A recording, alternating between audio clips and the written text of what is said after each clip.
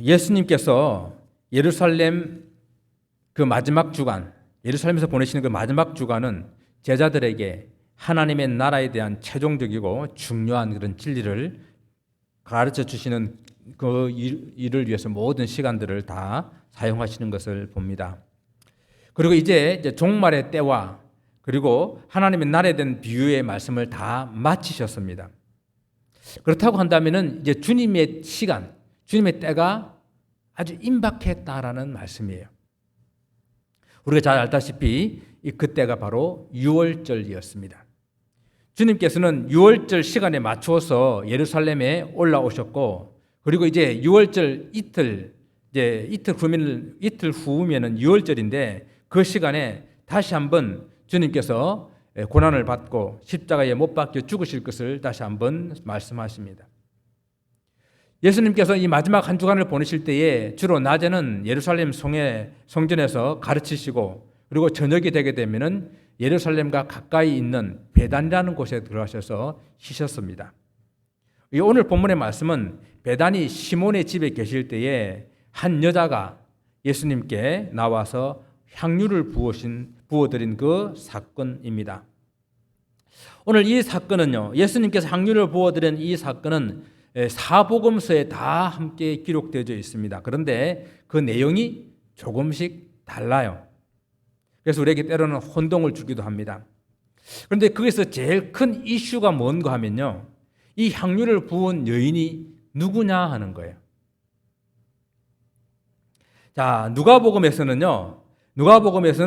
죄인인 한 여인이다. 죄를 많이 지은 여인이라 그랬고, 그 다음에 요한복음에서는 베다니에 사는 마리아, 즉 이 죽었다 살아난 나사로의 누이, 그리고 마르다의 그 동생, 그 마리아를 말합니다.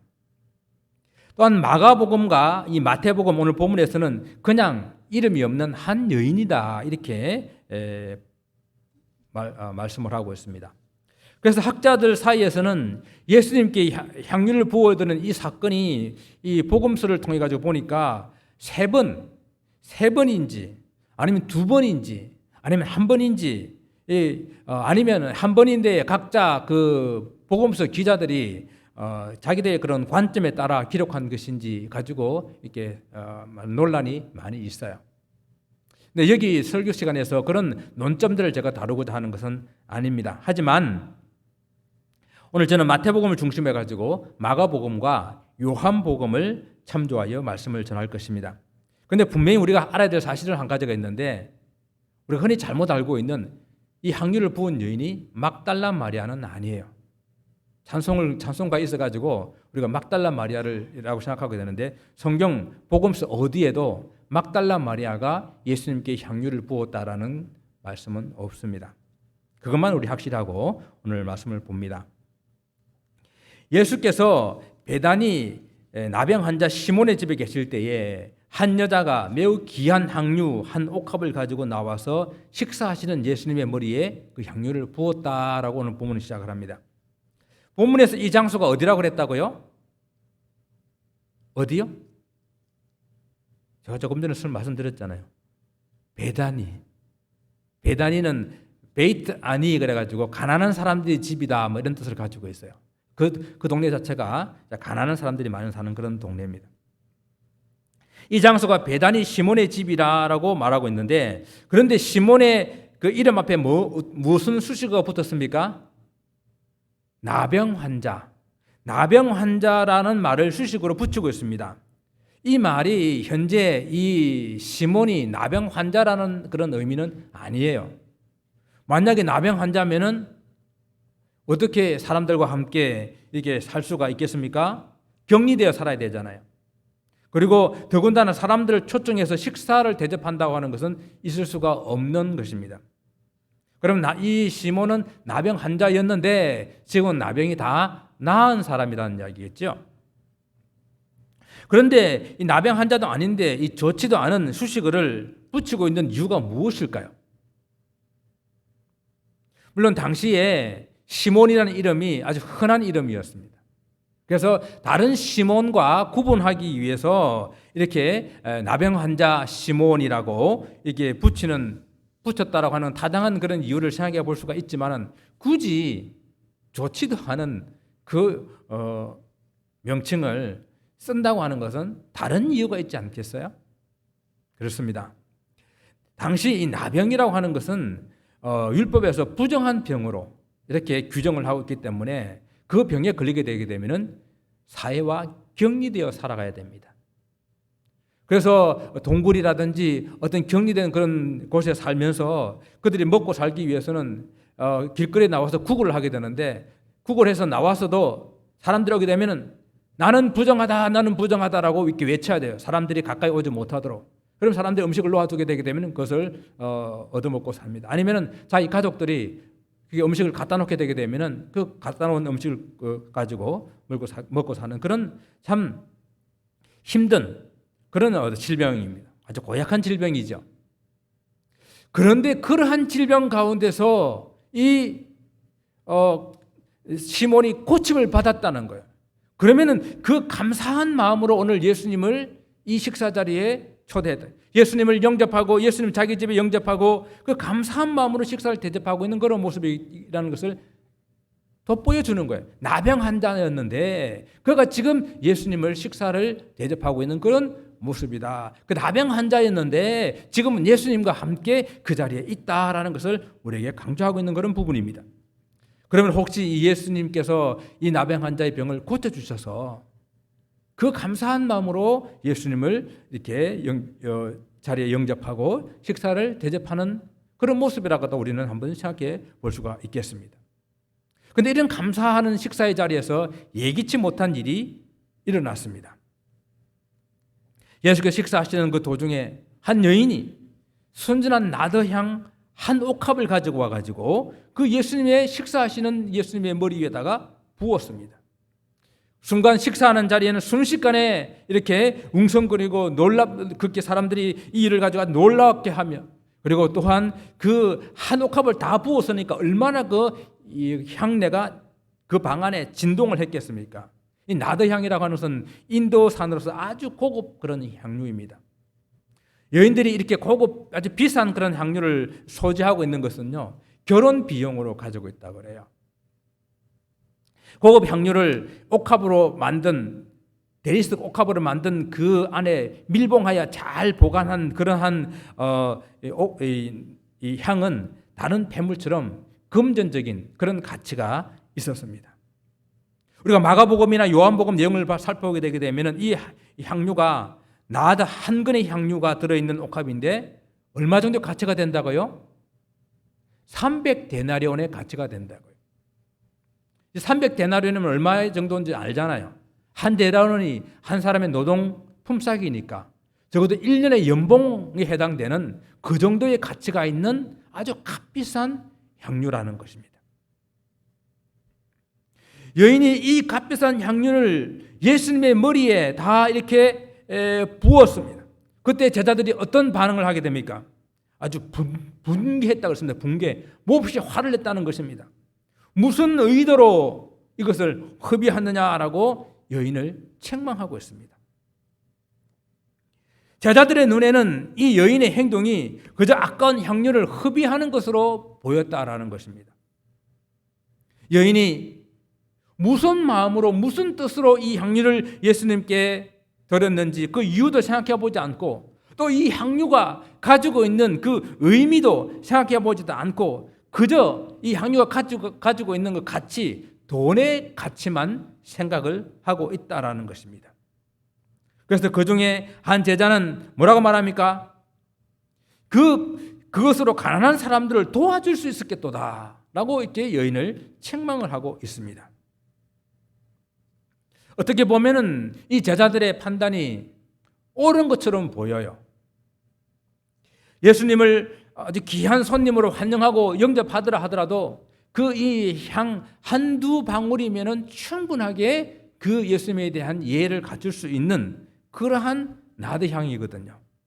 그런데 300데나리온에 되는 그 향료를 그냥 다 쏟아버렸으니 낭비한 것이다, 허비한 것이다라고 말할 수 있겠습니다. 여러분들은 이 제자들의 책망을 어떻게 생각하십니까? 여러분은 어떻게 생각하세요? 다른 사람들도 아니고 예수님을 따라다니던 제자들이 오늘 이런 말을 하고 있는데, 가난한 사람들에게 팔아가지고 가난한 사람들에게 나눠줄 수 있었겠도다라고 하는 이 사람, 요한복음에서는 이 사람을 누구라고 말하고 있습니까? 가롯 유다라고 말하고 있어요. 제가 이 복잡한 신학적인 이 글을 말씀을 드리고 싶지는 않은데, 한 가지 말씀을 드리면은 요한복음은 다른 복음서보다도 한 30-40년 늦게 기록된 책이에요. 후에 기록된 책입니다. 그런 반대로 말하면은 이 마태복음이나 마가복음을 시작해가지고 마가복음, 마태복음 이런 것들은 예수님 계실 때에 당대에 있었던 사람들, 여전히 지금 살아있고, 많은 사람들이 살아있고, 혹은 그의 가족들, 알고 있는 사람들이 살아있기 때문에 그 이름 실명을 거론하는 것이 쉬운 일이 아니에요.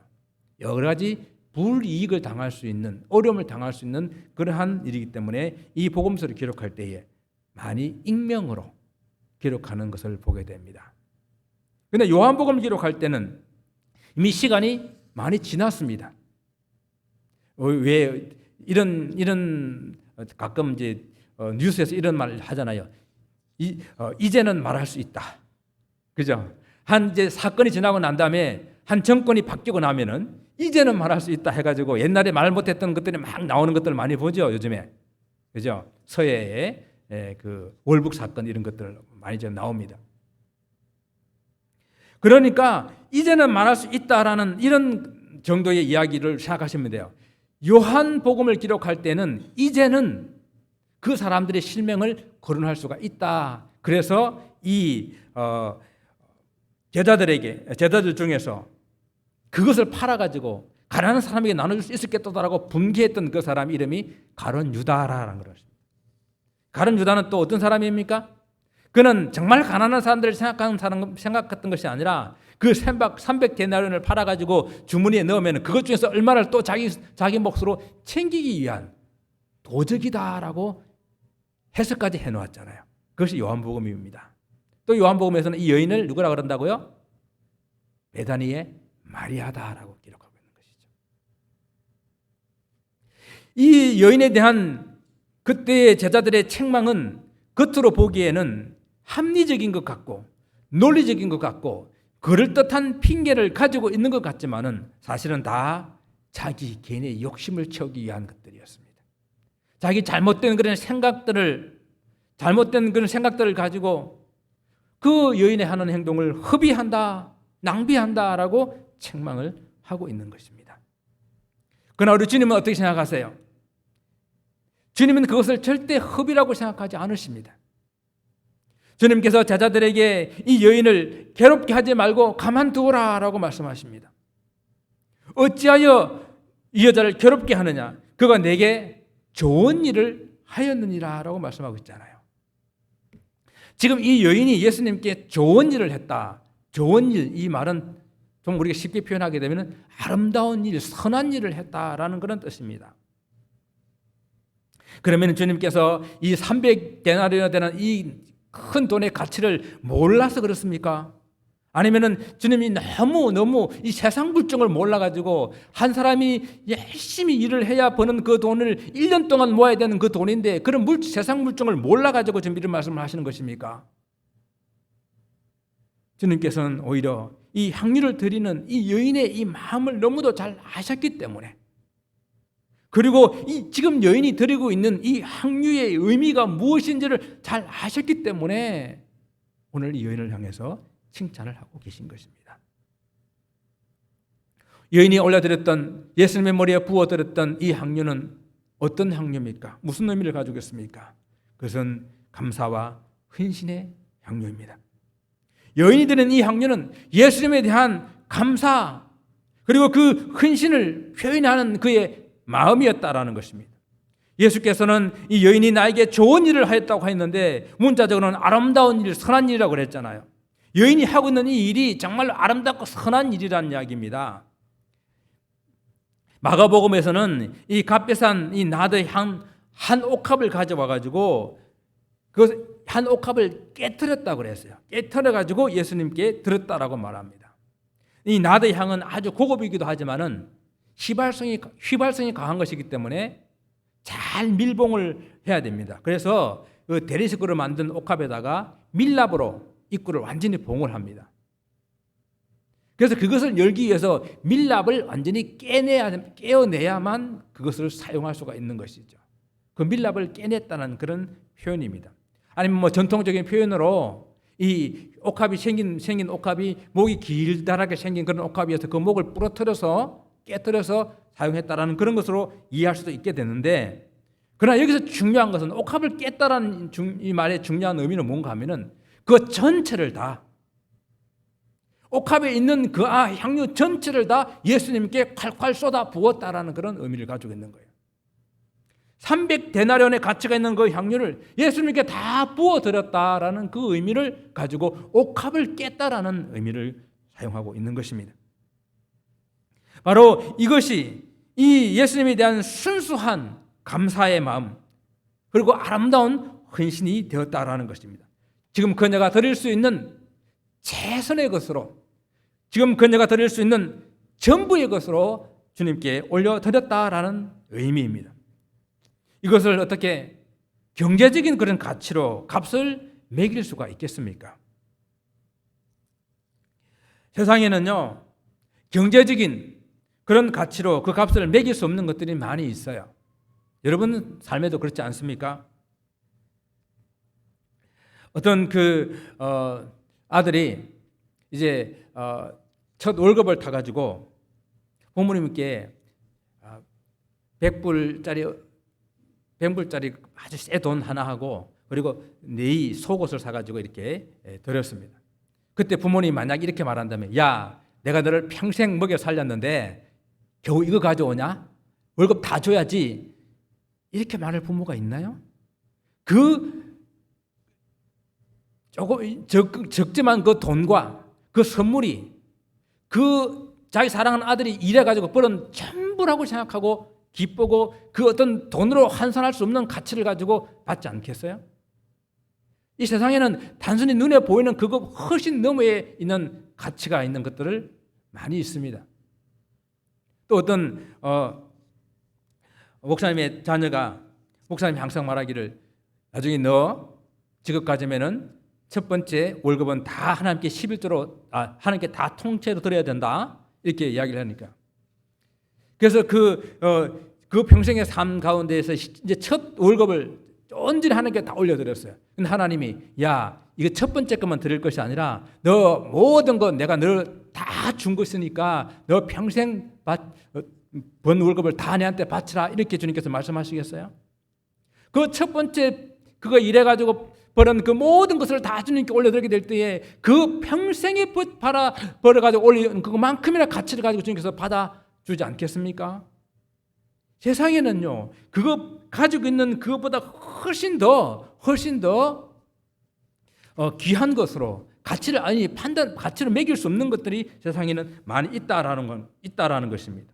주님께서 얼마 전에 이 성전에서 두 렙돈을 가장 작은 단위의 두 렙돈을 성전에 바치는 한 가부의 그 가부를 보고 뭐라고 말씀하셨습니까? 이 여인이 이 드린 모든 사람들보다 가장 많이 들었다라고 말씀하고 있지 않습니까? 그걸 돈의 양을 가지고, 돈의 어떤 그 수를 가지고 말씀하신 것입니까? 그 여인이 그 가지고 있는 것 중에서 전부를 드리는 마음, 정말 그 하루하루 먹고 살기도 힘든 그런 사정이지만 그것을 다 주님께 드리는 그 마음을 보시고 하나님께서 그렇게 그 가치를 인정하신 것 아니겠습니까? 지금 이 여인의 향유는 300데나리온은 엄청난 가치 때문에 주님께 칭찬하신 것이 아니란 이야기예요. 여인이 할 수 있는 최선의 것으로 드리는 그 헌신이기 때문에, 그 감사하는 마음이기 때문에, 그 힘을 다해 드리는 헌신이기 때문에 주님께서 칭찬을 하신 것입니다. 우리도 주님 일을 하면서 우리가 우리가 하는 이것들을 모든 물질적인 그런 가치로만 계산하는 그런 시간, 그렇게 해서는 안 될 것입니다. 더군다나 자기 인간적인 어떤 그런 욕심을 위해서 다른 사람들이 그런 행동들을 그냥 판단하고 비판하는 그런 모습은 더욱더 안 될 것입니다. 가끔 이제 새로 교회를 이렇게 오신 그런 성도들이 좀 열심히 이렇게 교회를 봉사하게 되게 되면은 기존의 성도들이 시기하고 질투하고 그 순수한 그런 열심을 가로막는 그런 경우들을 많이 보게 됩니다. 나도 옛날에 열심히 해봤어. 또 아니면은 좀 아직 믿음이 교회 연륜이 약해가지고 믿음이 약한 그런 사람들이 교회가 어떤 행사를 만들고 또 선교나 장학 사업을 하려고 하게 되면은 그 일에 대한 가성비를 따지면서 세상적인 가치로 그 일을 계산하는 그런 경우들도 있습니다. 행사를 위해 투자하는 그만큼 효과가 없다는 것이죠. 선교나 장학 사업이 우리 교회에 정말 큰 유익이 없다는 그런 열매로 가지고 계산을 합니다. 정말 그렇게 계산하면 정말 모든 것이 다 허비하는 것처럼 낭비하는 것처럼 보일 수 있습니다. 여러분, 만불을 들여가지고 우리가 전도 행사를 했다고 합시다. 그때 만불을 들였지만 단 한 사람만 올 수도 있고 어떨 때는 한 사람이 안 올 수도 있어요. 그러나 그 일의 결과만 가지고 그것을 허비했다라고 우리는 판단할 수가 없는 것입니다. 진짜 가성비를 한번 따져볼까요? 우리가 만불을 들여가지고 한 사람이 왔다면, 한 영혼이 왔다면 그는 남는 장사예요. 가성비를 따졌어도. 그렇지 않아요? 우리가 만불 들여서 한 생명을 구원할 수 있다고 한다면 그 남는 장사 아닙니까? 주님께서 한 생명이 뭐보다 귀하다 그랬습니까? 천하보다도 귀하다 그랬거든요. 아니, 한 사람이 안 왔다 하더라도, 한 사람도 안 왔다 하더라도 그거 손해보는 장사 아닙니다. 성도들이 한 영혼을 마음에 품고 기도하면서 한 영혼을 죽기 전도하고 인도하기 위해서 애썼던 그 시간들이 결코 허비가 아니라는 이야기예요.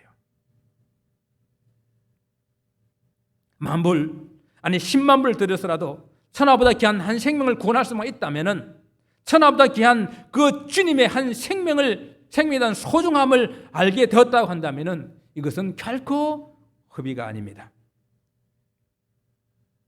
또한 이 여인이 드린 이 향유가 어떤 의미를 가집니까? 주님의 장례를 위해서 제물로 바쳐진 그러한 아름다운 헌신이 되었습니다. 주님께서 이 여인이 힘을 다하여서 내 몸에 향유를 부어 내 장례를 미리 준비한 것이다 라고 12절 말씀 우리 함께 읽었습니다. 가난한 사람들은 항상 있을 것인데 그러나 육신으로 오신 주님께서는 이 땅에 육신을 가지고 그렇게 제자들과 함께 오래 있을 것이 아니라 이제 얼마 되지 않아 며칠 되지 않아서 주님께서는 가실 것이기 때문에 이 땅에서 떠나시는 주님의 그 죽음을 예비하여서 미리 장례 때에 바를 향유를 바르는 것이 되었다라고 주님께서 말씀을 하십니다. 유대 장례 습관에서 사람이 죽으면 시신에다가 향유를 바르고 그다음 다시 몸을 깨끗이 씻고 난 다음에 다시 그 몸에 향유를 아주 많이 발라가지고 장례를 치릅니다. 이것이 유대의 장례 관습이에요. 그러면 이 여인이 예수님의 죽음을 분명히 알고 또 그 죽음의 그 장례를 준비하기 위해서 이런 행동을 한 걸까요? 물론 예수님께서 3번이나 당신의 죽음을 이미 예고했습니다.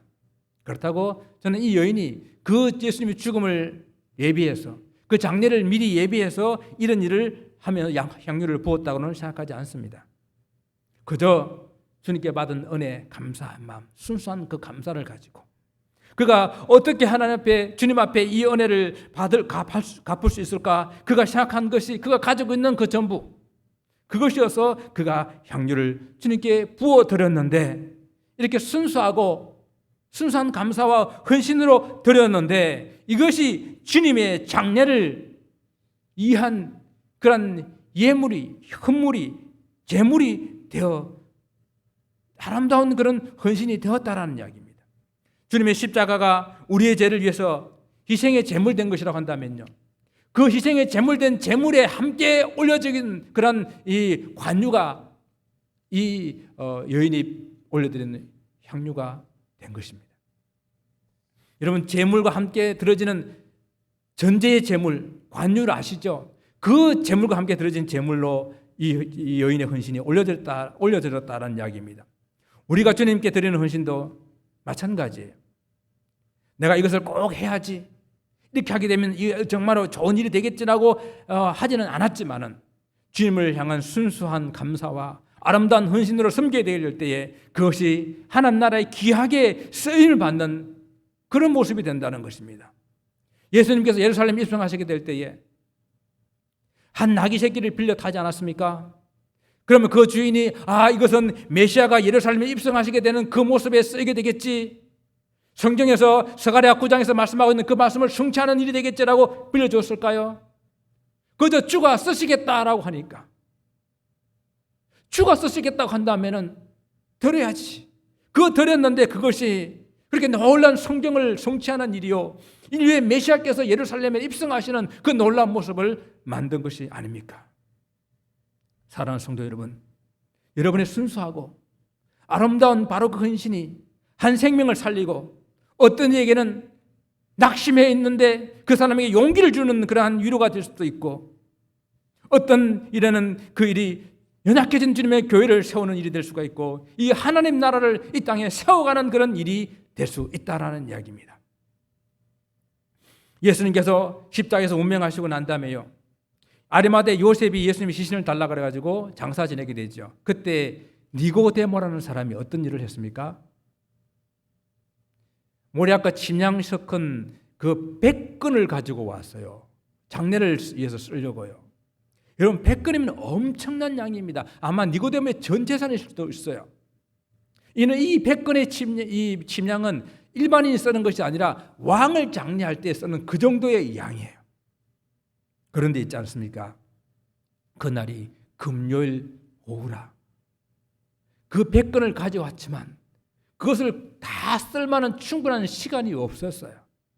그냥 급하게 예수님은 향을 바르고 장례를 치러야 되는 그러한 모습이었기 때문에 오히려 이 여인이 드린 이 옥합 한 근이 주님의 장례를 위해서 온전히 준비된 그런 예물이 되었고요. 예수님께서 돌아가시고 난 다음에 새벽 일찍 여인들이 예수님께 향유를 바르게 해서 왔잖아요. 그것도 필요가 없었어요. 왜? 예수님은 이미 부활하셨기 때문에. 그렇다고 한다면 이 여인이 드린 이 향유가 정말로 예수님을 위해서, 예수님의 장례를 위해서 온전히 드려진 제물이 된 것입니다. 얼마나 축복된 일입니까? 오늘 예수님께서 향유를 부은 이 여인을 칭찬을 받는 이유를 우리가 생각해 보면서 성경은 또 이렇게 재미있게 기록을 하고 있습니다. 오늘 본문이 마태복음 26장 6절에서부터 13절 말씀이잖아요. 그런데 마태복음 26장 1절에서부터 5절 말씀에 무엇이 기록되어 있는가?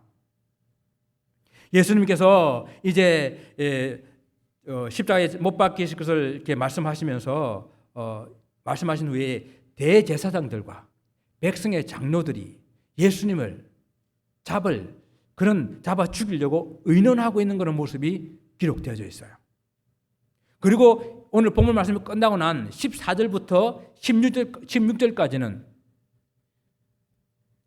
예수님을 가룟 유다가 대제사장에게 가서 예수님을 넘겨주고 은 30에 예수님을 팔아버렸다는 이야기예요. 그리고 예수님을 그들에게 넘겨줄 기회를 찾고 있더라라는 말씀으로 기록하고 있습니다. 그러니까 여러분, 샌드위치 아시죠? 샌드위치 빵이 있고 가운데에 고기나 맛있는 거 들어있고 또 가에 빵이 있습니다. 샌드위치에 물론 빵도 맛있어야 되는데 중요한 것은 가운데 있는 고기하고 그 맛있는 부분이에요. 그게 중요한 거잖아요. 그래서 샌드위치 구조라고 그러는데 1절부터 5절까지에 지금 예수님을 팔려고 제사장들과 이 장로들이 의논하고 있고, 그다음에 14절부터 16절까지 가룟 유다가 그 예수님을 은 30에 팔고 있는 그 가운데에 300데나리온 되는 이 향유를 예수님께 온전히 부어드리는, 온전히 헌신하는 이 여인의 내용이 기록되어 있으면서 이것이 더욱더 부각되고 더욱더 강조되고 있는 그런 모습으로 이 내용을 마가복음도 마태복음도 기록을 하고 있다는 이야기입니다. 300데나리온의 향유를 예수님께 쏟아붓는 이 여인의 모습과 언삼십에 예수님을 팔고 있는 그러한 예수님을 잡아 죽이려고 하고 있는 그런 제사장들과 가룟 유다의 모습을 아주 강조하고 비교하고 있는 것입니다. 정말 이 여인의 행동이 얼마나 아름다운 헌신인지를 우리에게 보여주고 있는 것입니다.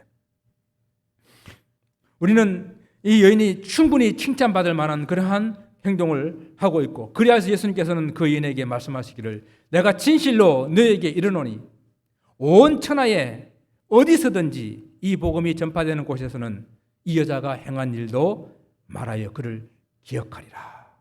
그렇잖아요.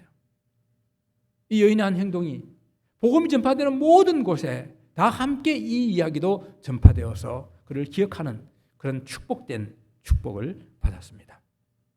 사랑하는 성도 여러분, 예수님께 부어드리는 이 향유는 주님이 주신 그 은혜에 너무도 감사해서 드리는 아름다운 헌신의 향유였습니다.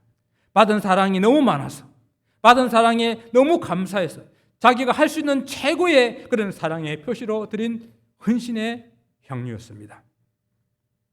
사람들은 이 여인에게 내가 무슨 의사로, 무슨 의도로 이런 일을 했냐고 물었지만은 이 여인은 아무 의도가 없었어요. 그저 순수하게 주님의 사랑에 감사해서, 주님의 은혜에 감사해서 한 행동입니다.